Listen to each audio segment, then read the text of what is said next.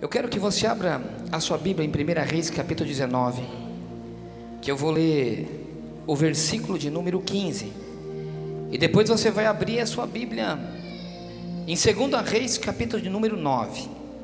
A primeira parte que nós vamos ler será 1 Reis capítulo 19, verso de número 15.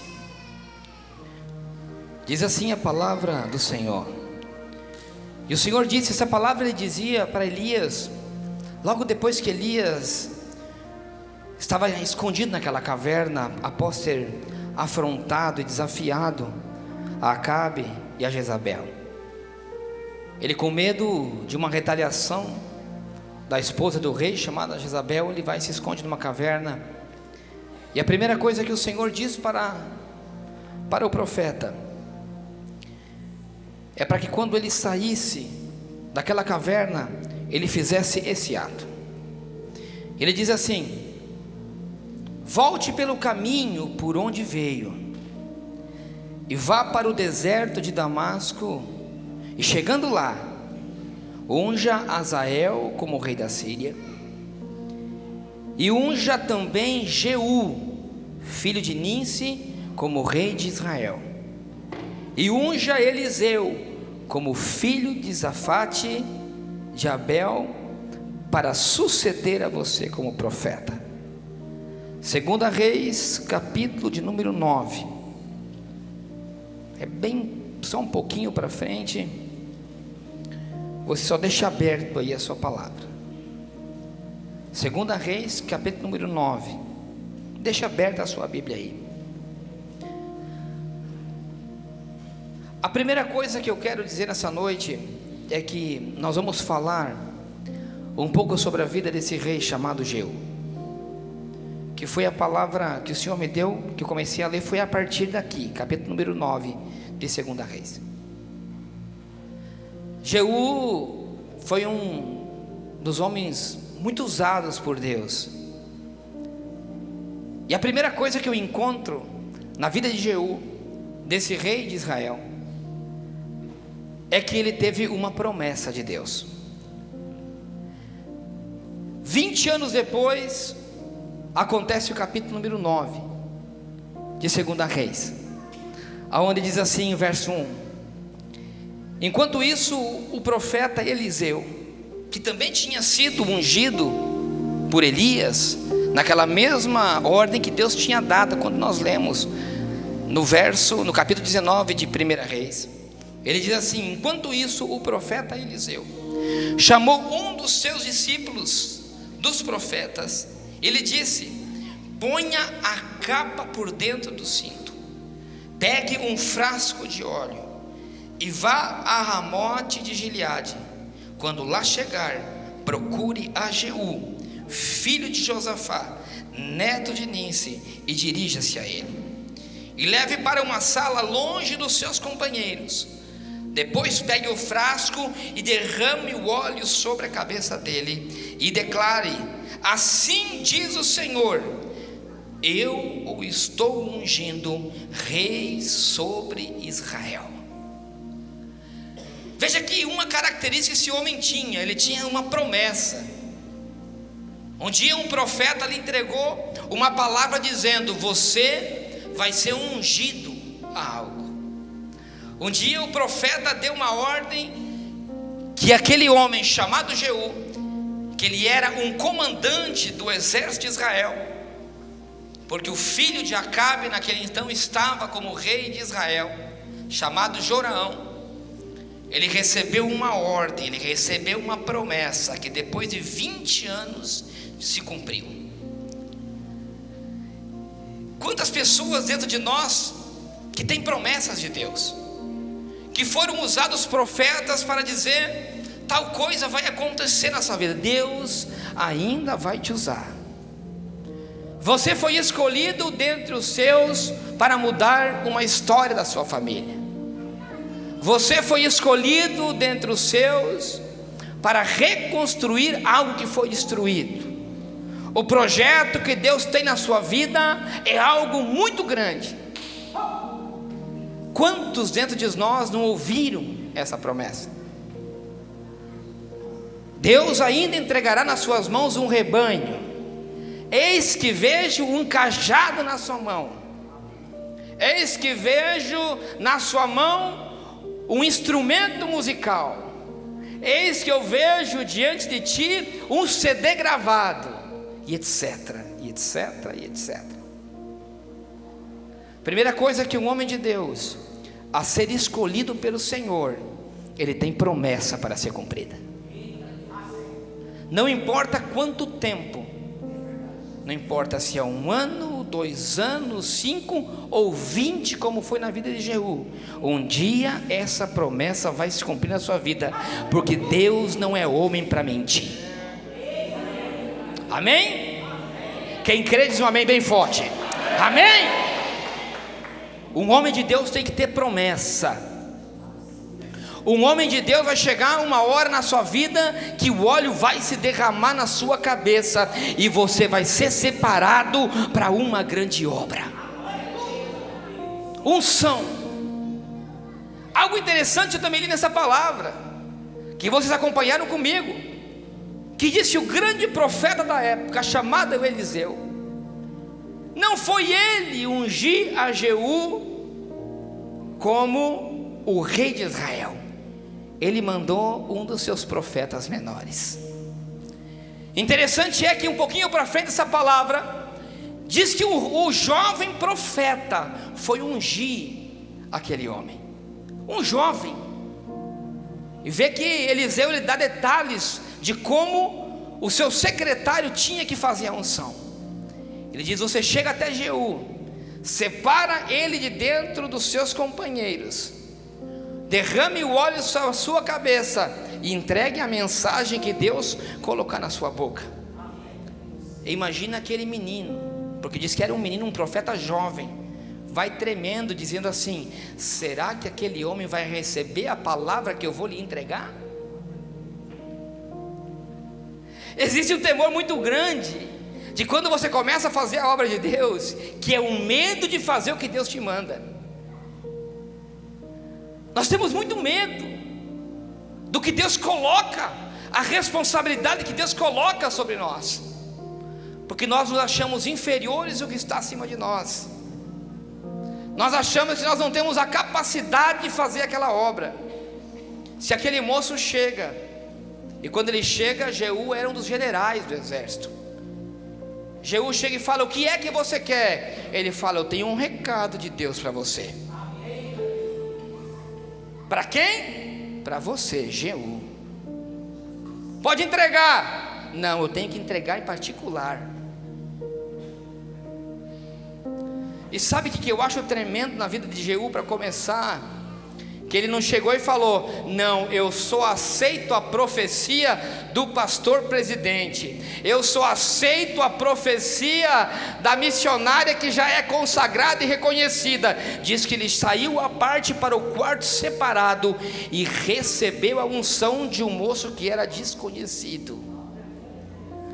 Homem de Deus que é homem de Deus, ele não distingue nenhuma pessoa, ele aceita a palavra que vem do Senhor e não da boca que saiu do profeta.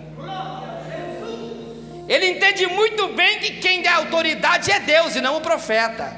Com a palavra que tem autoridade não é a do profeta, é a do Espírito Santo de Deus que sai da boca do profeta.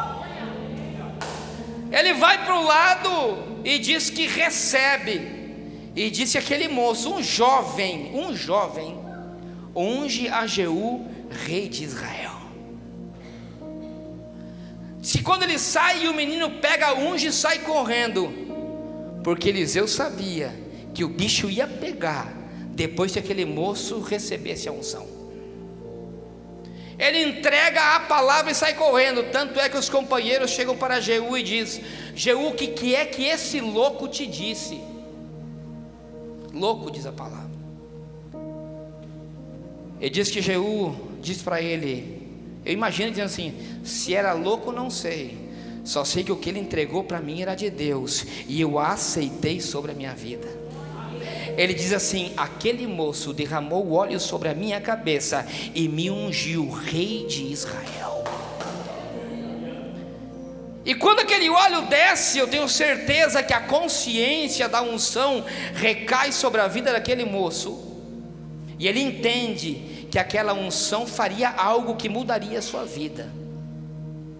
Quando a unção desce, ele recebe algo que é chamado autoridade de Deus. Mas antes daquele moço ungir a Jeú, ele entrega uma palavra de Deus ainda mais forte sobre a vida dele.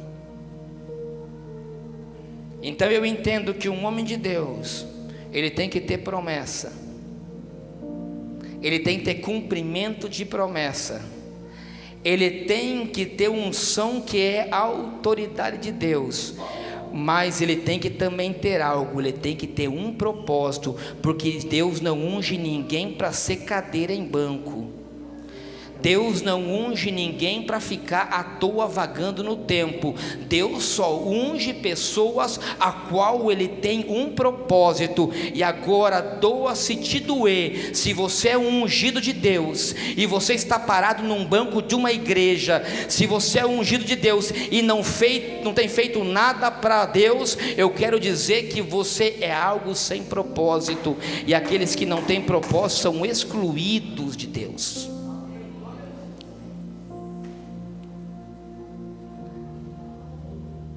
No verso de número 6, leia na sua Bíblia, para você não ir. Por isso eu falei para você deixar aberto a sua Bíblia no capítulo 9 de 2 Reis. No verso diz assim, número 6: Jeú levantou-se e entrou na casa. Então o jovem profeta derramou o óleo na sua cabeça. E Jeú declarou, na cabeça de Jeú, e declarou-lhe: assim te diz o Senhor, Deus de Israel, eu o estou ungindo, rei de Israel, o povo do Senhor. E aqui tem algo que ele recebe: e você dará fim à família de Acabe, seu senhor, e assim vingarei o sangue dos meus servos, os profetas, e o sangue de todos os servos do Senhor, que foram derramados por Jezabel. Quando aquele homem recebe a unção, ele recebe uma tarefa para executar do Senhor. Por isso que quando você é ungido e separado, você foi separado para algo, para um propósito, e isso não é para você ficar com seus braços cruzados. A unção de Deus, ela traz um destino na vida de uma pessoa que ela tem que cumprir. Então Jeú entende: eu vou ter que me levantar e tomar a cadeira daquele rei que já foi destituído por Deus e colocou a mim. Diz que Jeú, ele reúne os seus companheiros e segue a cavalo com o seu exército, com as suas tropas, a uma cidade chamada Jezreel, aonde se encontrava Jeroão, o filho de Acabe. Acabe e Jezabel, para os que conhecem um pouco da palavra, sabe que foram os piores, os mais sangrentos, mais sem piedade, aqueles que adoraram, que destituíram as coisas de Deus e colocaram pessoas que não eram de Deus à frente, adoravam ídolos estranhos, foram o casal mais terrível que tinha. Jezabel era a exterminadora de profetas da época. O negócio dela era separar profeta e matar. Jezabel era aquela que satisfazia todos os desejos do marido, independente se tivesse que sacrificar famílias inocentes. Para quem também conhece um pouco da palavra, Jezabel mandou matar um homem chamado Nabote, que simplesmente não queria vender a sua vinha para Acabe. E ela mandou matar aquele homem e toda a sua família. Para quê? Para entregar na mão do seu maridinho querido. Esses eram os reis sangrentos que dominavam aquela época. Um rei e uma esposa que fez um profeta se esconder dentro de uma caverna. É para que você tenha um panorama do homem e da mulher que Jeú tinha que enfrentar, os demônios que ele tinha que colocar por terra quando ele recebeu a unção. E isso é muito forte, porque tem vezes que você recebe uma unção, só que o demônio e a corça de demônio que está à frente de você, que você tem que derrubar para conquistar o teu objetivo, parece algo impossível de acontecer. Só que quando Deus manda, você não tem que temer nada, porque quando Deus manda, o problema é dele e é ele que vai cumprir, o problema não é teu. A unção que está sobre a sua vida é muito mais poderosa do que qualquer demônio que pode se colocar na sua frente, do mais sanguinário que ele possa ser. Jeú pega a sua tropa e sai. Quando ele está chegando perto da propriedade de Nabote, daquele homem que tinha sido morto para ser roubado pelo rei e por sua esposa, diz que os sentinelas de longe vê uma tropa, chamam o rei Joraão e disse: lá vem vindo uma tropa, parece que é Jeú que está no comando. Ah, se é Jeú, ele é dos meus, ele é meu general. Mal ele sabia que Deus era que estava vindo juntamente com aquele general. E ele fala: então manda lá o mensageiro. Se manda o mensageiro, quando chega o mensageiro, diz para Jeú: você vem em paz? Ele não dá bola, ele passa por cima, e diz que o sentinela diz: o primeiro mensageiro que nós enviamos, ele foi colocado para trás. Então manda outro mensageiro, diz o rei Joraão. Vai outro mensageiro e diz: você veio em paz? Em paz, diz Jeú. Diz que passa por cima daquele mensageiro, e o sentinela avisa e diz assim: as tropas de Jeú continuam avançando. Ele não respeitou o segundo mensageiro. Então diz que Joraão, ele pega os seus carros de guerra e sai a encontro de Jeú. Quando ele chega para Jeú, ele diz a Jeú: você veio em paz? Ele diz: em paz eu? E essa parte é tremenda.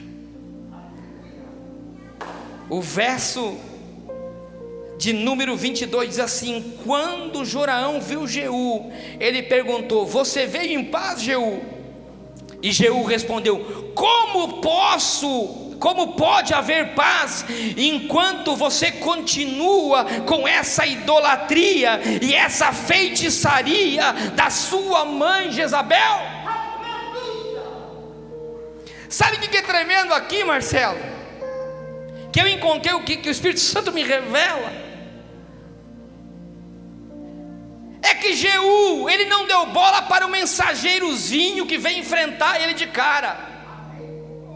Ele não deu bola para um outro mensageirozinho que se colocou na frente dele na segunda vez. Aleluia. Ele tinha um objetivo que Deus tinha dado para ele. Não foi o primeiro impedimentozinho que ele desistiu, não foi o segundo impedimentozinho que ele voltou para trás. Ele olhava e dizia: eu tenho um propósito de Deus na minha vida, eu tenho que matar esse demônio pela raiz. E quando o demônio grande apareceu pela frente, dizendo: você veio em paz? Porque tem demônio que é assim, ele quer maquiar e quer mentir.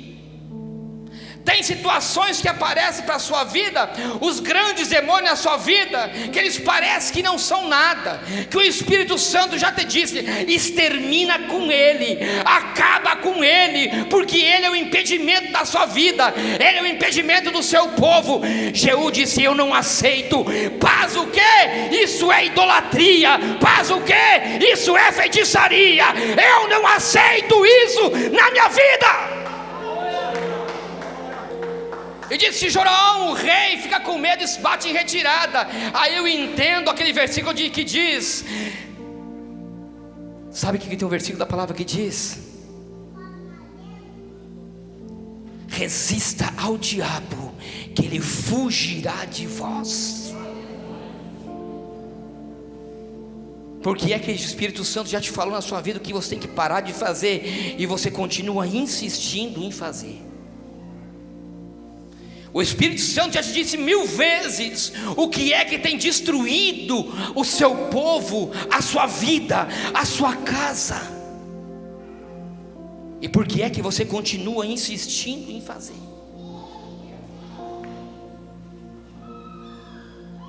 Ele disse, quando ele negou, ele falou: paz o quê? Como é que eu posso ter paz com um demônio como você? Como é que eu posso apertar a mão e coabitar com alguém que não está no mesmo propósito de Deus? Como é que eu posso ter comunhão com alguém que não respeita a palavra do Senhor? E disse, quando Jeroão virou as costas, disse, aquele homem chamado Jeú, ele pegou o seu arco, esticou aquelas flechas, e aquela flecha saiu com tanta força, que diz que atingiu Jeroão pelas costas, que a flecha cravou e transpassou o coração do outro lado, e no mesmo momento aquele homem cai. Sabe que eu encontro na vida de Jeú, de um homem que recebeu uma unção de Deus, determinação e força. Ele sabia o propósito que Deus tinha na vida dele. Ele não tinha dúvida da unção que ele tinha recebido. Ele não tinha dúvida de todo o objetivo que ele tinha nas mãos de Deus. Quando ele pegou aquela flecha, ele não duvidou de matar o demônio que ele perseguia e afligia o seu povo. É isso que eu e você temos que fazer. É destruir os demônios com força que afligem nossa vida. Você tem que pegar a tua flecha, o teu arco, a tua autoridade de Deus, e não permitir que nenhum demôniozinho de depressão, nenhum demôniozinho de primeira e segunda grandezazinha venha ser impedimento da tua vida, porque o grande fica mandando por detrás. Você tem que matar o grande, o primeiro e o segundo você tem que passar por cima e nem dar bola.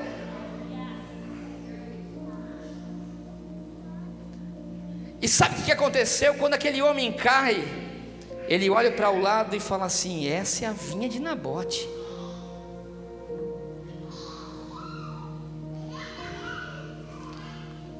O filho de Acabe morreu aonde o seu pai tinha matado o dono daquela vinha. Escute bem que eu falo para você: tudo que na terra se planta se colhe. Aquele homem tinha tirado a vida de um pai de família, de uma esposa e de filhos, mas Deus não se esqueceu do que o seu pai tinha feito. Ele morreu na mesma terra aonde que o seu pai foi sanguinário. Escute bem, crente, escute bem as atitudes que você tem tendo, cuide bem as atitudes que você tem tido com as outras pessoas, com os filhos das outras pessoas, porque a atitude que você tem, o teu filho pode colher. O que você tem feito para um pai de família, o que você tem feito para uma esposa, está cheio de crente jaguara na igreja, enganando moças virgens, para tirar a virgindade e depois bater em retirada. Escute bem, você que me ouve pela internet e pela rádio, se você está dentro de uma igreja com esse propósito, cuidado, que amanhã quando você tiver uma filha, pode acontecer a mesma coisa com você, porque o que se planta se colhe.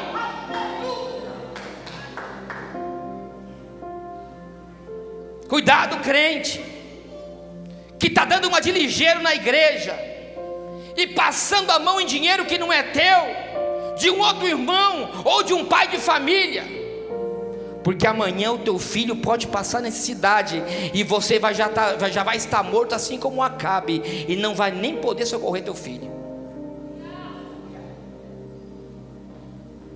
Determinação. Aquele homem morreu na mesma terra sanguinária que seu pai plantou. Diz que ele chega, e quando ele entra em Jezreel, quem ele encontra pela janela? A exterminadora de profeta. Se aquela mulher chamada Jezabel, que era temida por todos, sabe o que ela estava fazendo? Ela estava assim, ó. Quando é tremendo, sabe por quê? Quando o teu inimigo vê a força de Deus na tua vida, ele vai tremer de medo.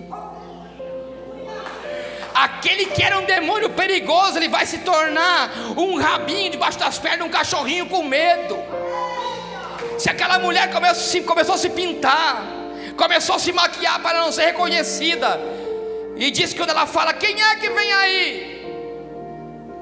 Ele olha para cima e diz que ela tinha 2 seguranças. E Jeú diz para aqueles 2 seguranças em cima daquele telhado, diz assim: vocês estão com ela ou vocês estão comigo? Aqueles homens olharam um para o outro e não duvidaram. Eles falaram: nós queremos estar com aquele que tem a presença de Deus.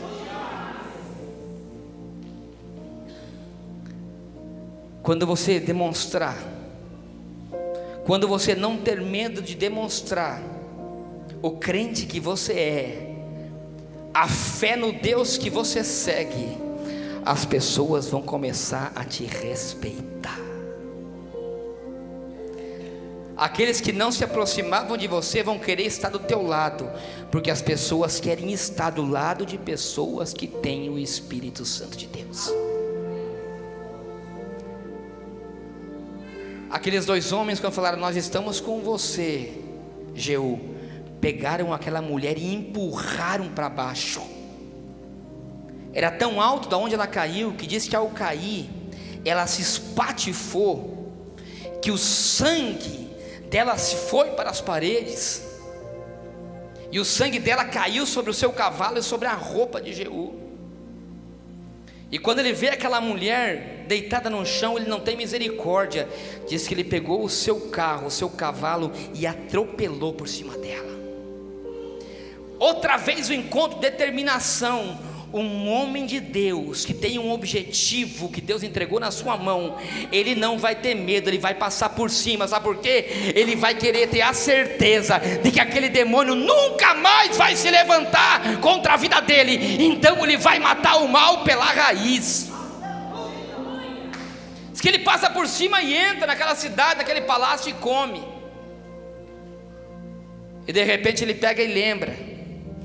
Ele diz para os seus servos: vão lá embaixo e leve essa mulher para enterrar.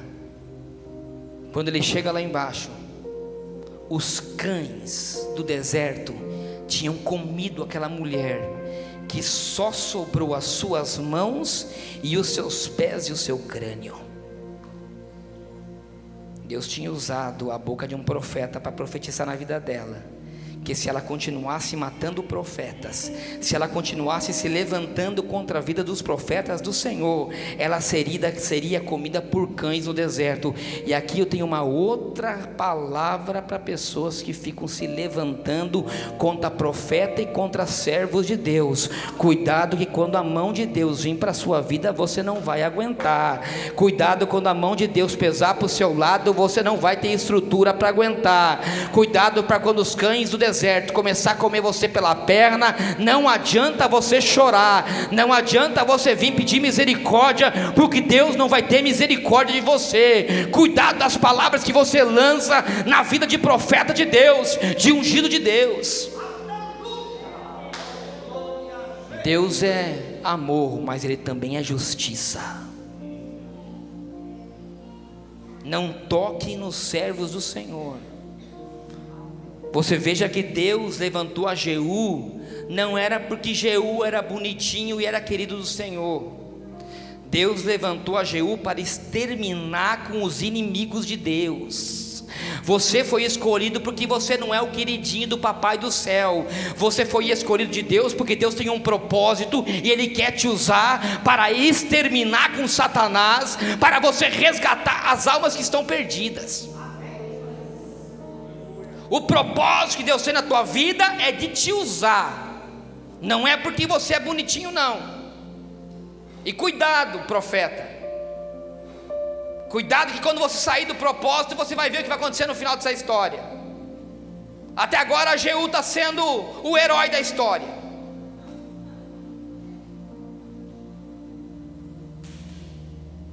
Jeú não se contenta só com isso.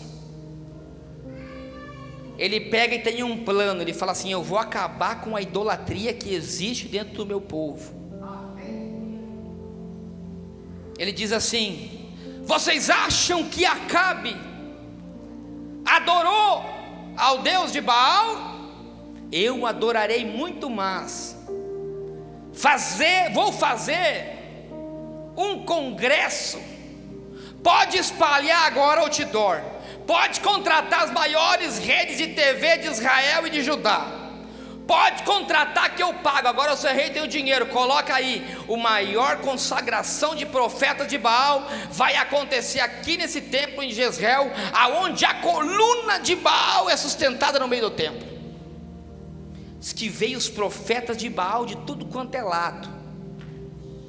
Diz que entraram no templo, começaram a assajar. Jeú mandou sacrificar Baal.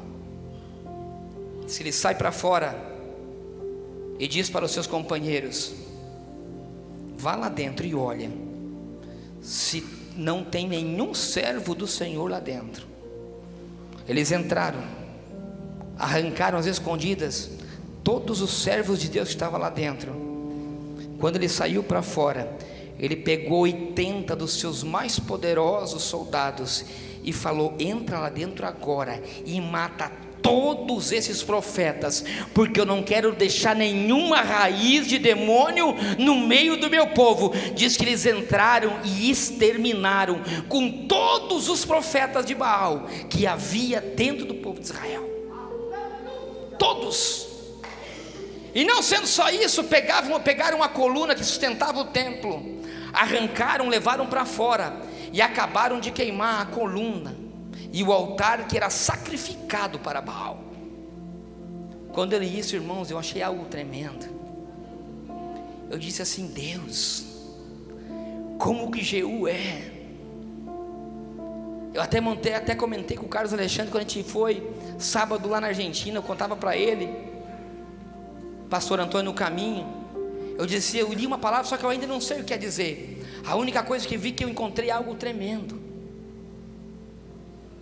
que Jeú não quis deixar nenhum profeta. Eu entendi que cada profeta daquele significava algo que perseguia, algo que poderia trazer uma maldição no povo de Israel e na vida de cada pessoa. Eu entendi aquilo para mim, que eu e você como crentes, nós temos que exterminar da nossa vida todas as pequenas coisas, porque o Espírito Santo me dizia: cada profeta é um pequeno pecado. Ele reuniu todos de uma vez e matou todos. Ele não deixou nenhuma raiz, nenhum câncer, nenhuma célula cancerígena para acabar com o seu corpo. Exterminou tudo. Eu entendi que ele fez uma limpeza em tudo exterior. Tudo que era profeta de Baal era algo que poderia trazer uma maldição e prejudicar o seu povo. Algo exterior, algo que atingiria o seu exterior. Ele exterminou com tudo. Eu entendo quando ele acabou de sacrificar tudo, derrubar o templo, ele deve ter falado assim: pronto, Senhor, eu realizei o meu propósito, eu concluí o meu objetivo. Uma história linda, tremenda. Aprendemos inúmeras coisas num texto de um capítulo. Agora eu quero que você leia comigo o capítulo 10.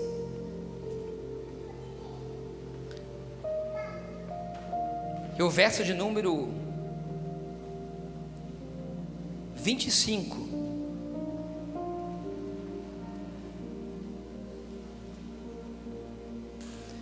De 2 Reis. Para que vocês vejam que eu estou falando, não estou inventando historinha. Logo que Jeú terminou de oferecer o holocausto, ordenou aos guardas e oficiais: entrem e matem a todos, não deixe ninguém escapar. E eles mataram a fio de espada e jogaram os corpos para fora. Depois entraram no santuário interno do templo de Baal. Levaram a coluna sagrada para fora do templo de Baal e a queimaram. E assim destruíram a coluna sagrada de Baal e demoliram o templo, não deixaram nenhum vestígio. Até hoje o local tem sido usado como latrina. Latrina é lugar onde se joga lixo, onde se joga esterco, esgoto. Aonde que era um templo de adoração a Baal, ele não deixou nenhum vestígio, ele ainda jogou lixo em cima. Porque lugar aonde é lugar de adoração é demônio, é lugar de lixo. Lugar aonde tem pessoas que adoram a Satanás é lugar de lixo. Olha só o verso de número 28. E assim Jeú eliminou a adoração a Baal em Israel. Olha só que forte agora, irmãos. No entanto, esse no entanto coloca uma vírgula na história. No entanto, não se afastou dos pecados de Jeroboão. Vai lá no verso 31. Entretanto, Jeú não se preocupou em obedecer de todo o coração à lei do Senhor, Deus de Israel, nem se afastou dos pecados de Jeroboão, que levaram Israel a cometer. Escute bem aqui, que aqui eu vou terminar a palavra.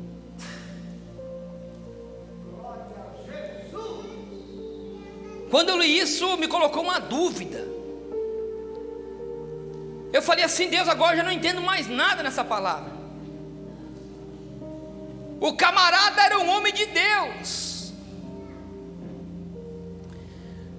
Ele era um homem que exterminou com tudo, determinado, ousado, forte, não tinha temor. Diz a tua palavra que ele exterminou com tudo. Porém, entretanto, no seu coração, vocês vejam que ele exterminou com as coisas internas, externas. Só que o seu coração não estava seguindo de toda a lei do Senhor.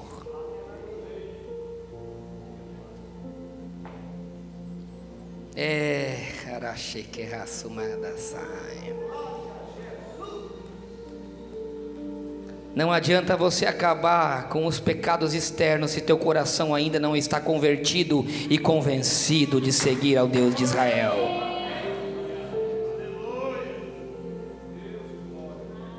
Não adianta você querer exterminar e ter uma aparência externa de crente, ter cabelo comprido e saia comprida, se o teu coração ainda não está convertido e direcionado à palavra do Senhor.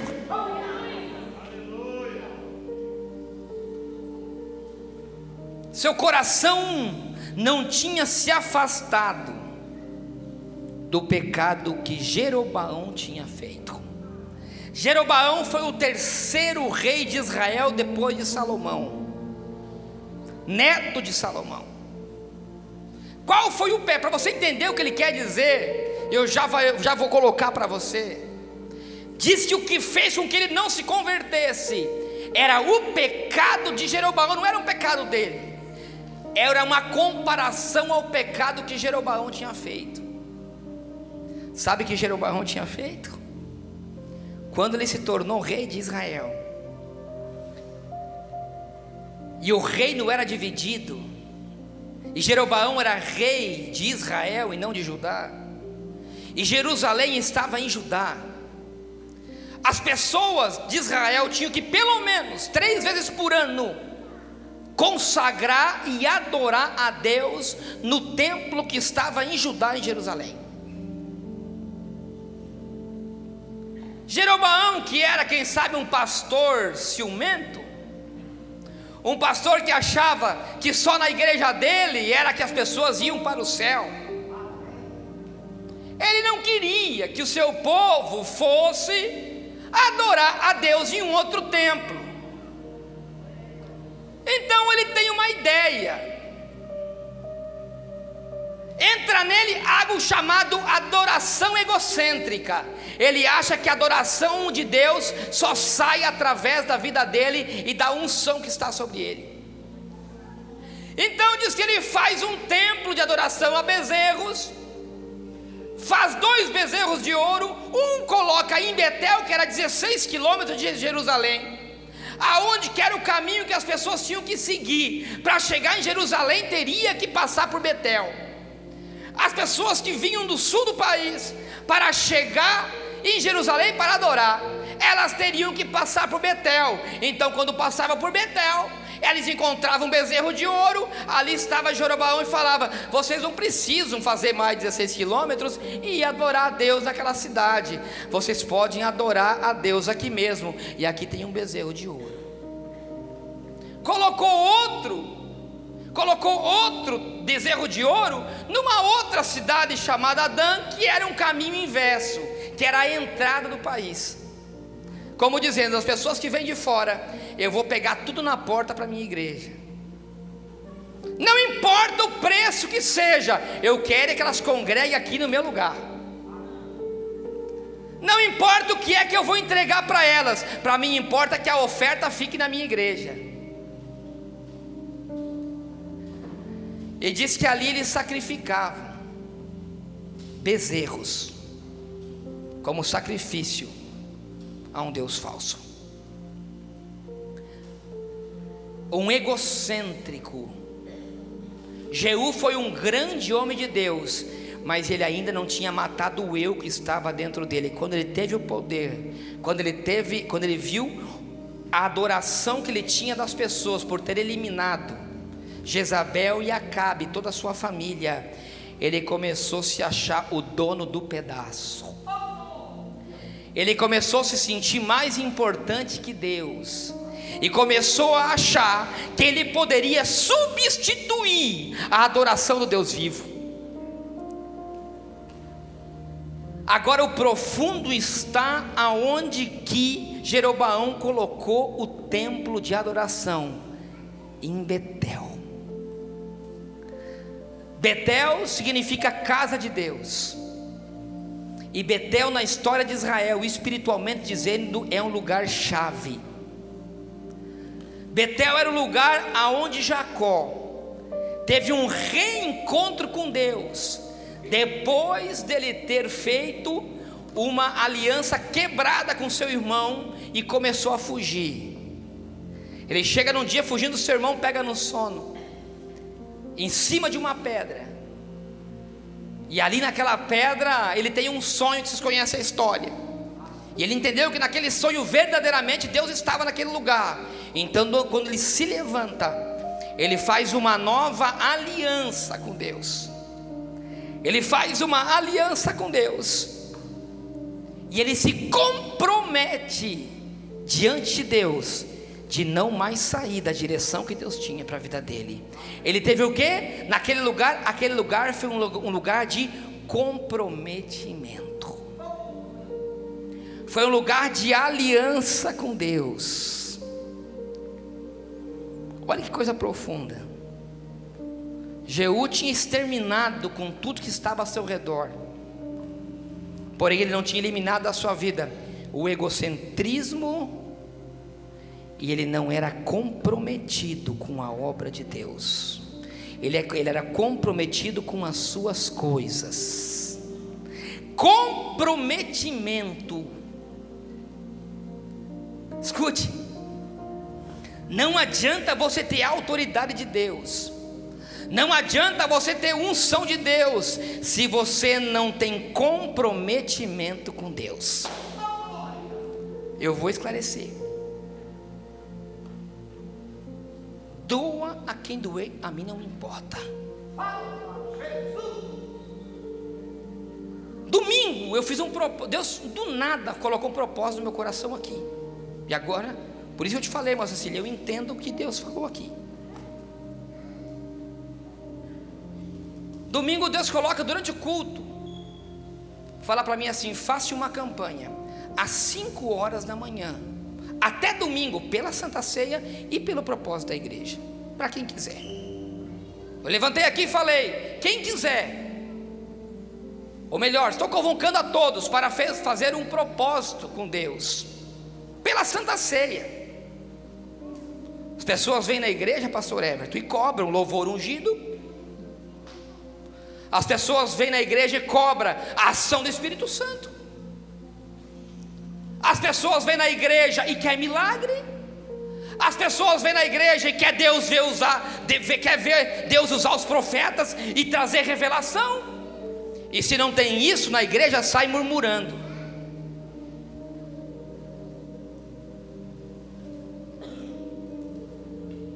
Aí, 5 horas da manhã, ontem eu passo mensagem nos 10 grupos que a igreja tem. Brincadeira, não é 10, mas é 5. Não esqueçam, irmãos, da oração, do propósito pela ceia. Ah, pastor, mas 5 horas da manhã, da onde o senhor tirou isso? É bíblico.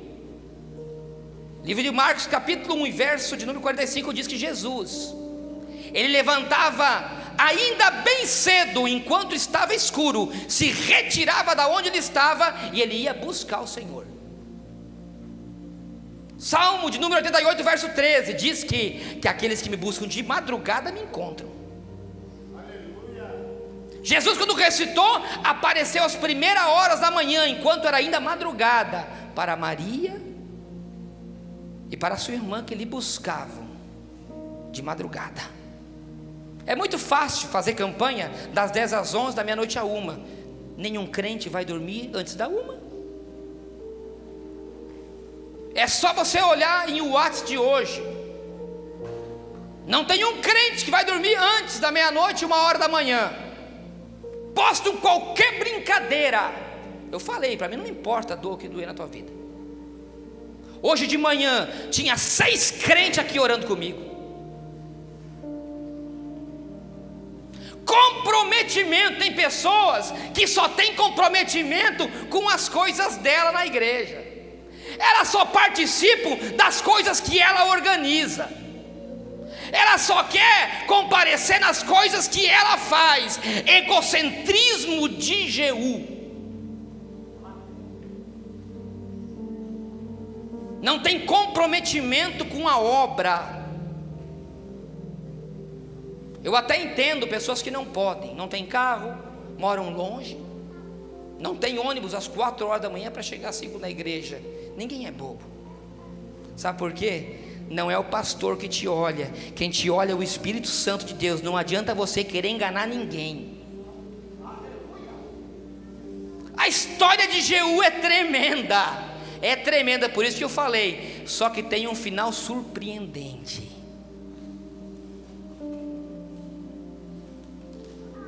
Se nós não tivermos comprometimento com Deus, não vai ter presença do Espírito Santo de Deus. Se você não tiver comprometimento com Deus, a tua vida vai ser travada. Não adianta você vir aqui buscar e ofertar por financeiro, se você não tiver comprometimento com teus dízimos e com as tuas ofertas. Não adianta você querer que o fogo caia aqui no altar do Senhor, na hora do louvor, se o grupo de louvor não pagar preço. Não adianta você querer que a revelação da palavra saia para você, se você chega na tua casa e joga a Bíblia em cima de uma estante e só volta a pegar ela no dia do culto seguinte. Não adianta, se você não tem comprometimento com Deus, você está fora da direção da palavra. Fica de pé.